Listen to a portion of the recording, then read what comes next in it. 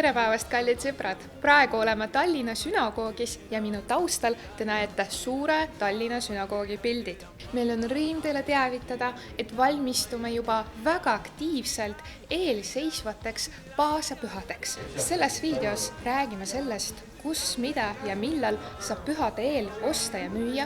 Räägime olulistest kuupäevatest ja sündmustest, mis toimuvad pesahi ajal. Juba eelnevalt rääkisime sellest, et enne paasapüha peate midagi ostma ja midagi müüma. Nendel päevadel teeb iga perenaine oma kodus tõsist koristust ja tuleb kõik koristada happutoinest, mida heebrea keeles nimetatakse šametsiks. Paraku koristamise protsessis tuleb alati välja, et päriselt šametsist ei saa lahti, aga saab alati selle müüa. Ja kui te soovite šametsi müümise kohta täiendavad infot, siis palun helistage, kirjutage meile või saate kasutada selle video juures oleva kirjelduses linki. Head sõbrad, pange tähele, et juba 5. aprillil sel aastal kell 10 põletame šametsi ja teisigi olulisi kevadisi kuupäevi näete praegu ekraanil.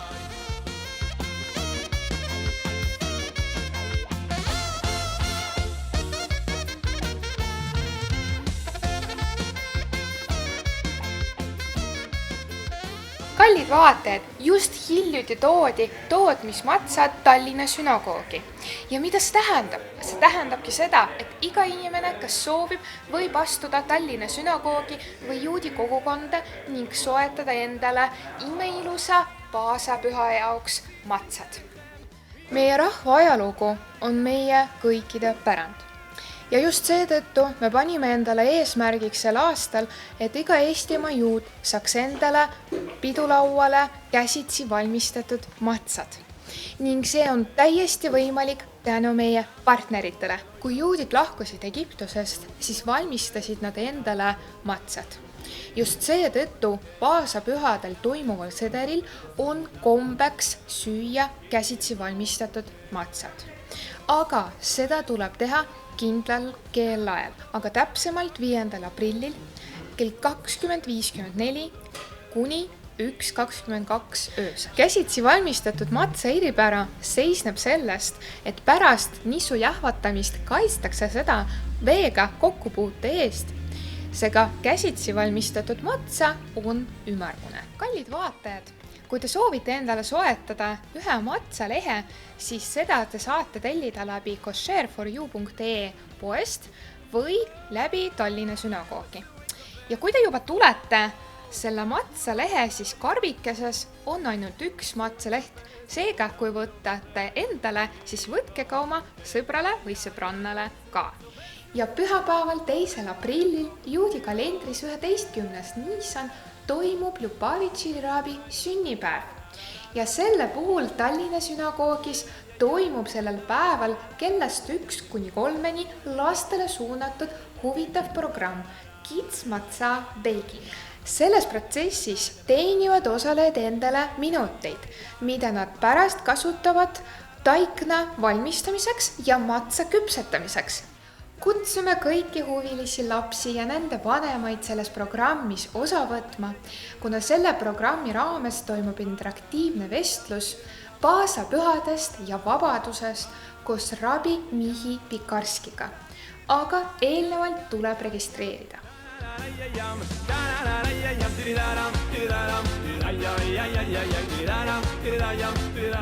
Eelseisvaks pühaks valmistub ka meie veebipood kosher4u.ee, mis teeb košeeri elu Eestis lihtsamaks ja nauditavamaks. Uusi kaupu saabub iga päev. Seetõttu mingi veebipoe pealehele, kus te saate vaadata paasapühade jaoks tehtud rubriiki, kus te näete kõike hädavajalikke tooteid, nagu näiteks suhkur, sool ja matsa, aga ka teisi lauakaunistusi või hõrgutisi. Juba kolmapäeval 5. aprillil kogunevad juudid üle maailma pidulaudade taha esimese paasapüha sederi puhul. Tavaliselt juudid tähistavad antud püha oma kodus, aga traditsiooni kohaselt toimub esimene seder ka Tallinna sünagoogis. Ja see toimub seekord 4 keeltes.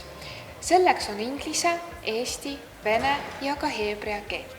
Kui soovite üritusest osa võtta ning keelt valida, millest teil oleks mugavam sedelit pidada, siis palun registreerige ning kasutage selleks antud video juures olevat linki. Praegusel hetkel näete ekraanil selle ürituse kava.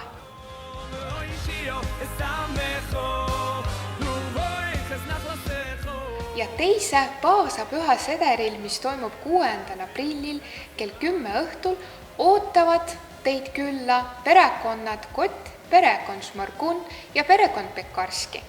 Kui te soovite kedagi neist külastada, siis palun leppige nendega isiklikult kokku. 13. aprillil kell 19.30 kutsume teid paasapühade lõpetavale erilisele õhtusöögile, Moshahi söögile. Naudime koos teiega matsat ja veini, naudime toorast inspireerivaid lugusid ja hassiidi meloodiad. Tunneme kõik koos nende päevade erilist atmosfääri, vabaduse ja ime energiat. Soovime teile rõõmsameelsed ja koššeersed paasapüha!